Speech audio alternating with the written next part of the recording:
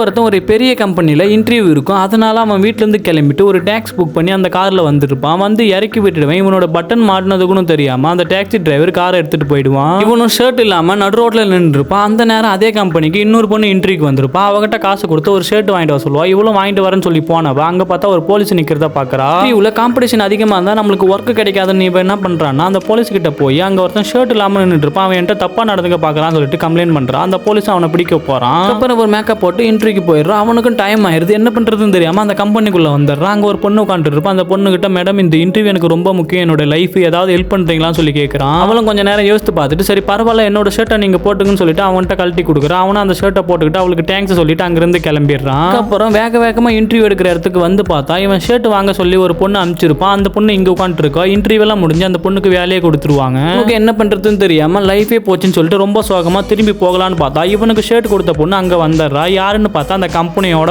Owner. Interview எடுத்த ஹெச்ஆரும் இன்டர்வியூலாம் முடிஞ்சிச்சு madam, ஒர்க்குக்கு ஆளே எடுத்தாச்சுன்னு சொல்றாங்க. உடனே இந்த மேடம் அங்கே உட்காந்து இவன் எவ்வளோ கஷ்டப்பட்டாருன்னு தெரியுமா, இவரை ஃபர்ஸ்ட் இன்டர்வியூ எடுங்க அப்படின்னு சொல்றாங்க. அதுக்கப்புறம் இன்டர்வியூ நடக்குது. இவனுக்கு நடந்ததெல்லாம் சொன்னதுக்கு அப்புறம் அந்த பொண்ணை வேலையை விட்டு தூக்கிட்டு இவனை அந்த வேலைக்கு அப்பாயின்மெண்ட் பண்ணிடுறாங்க.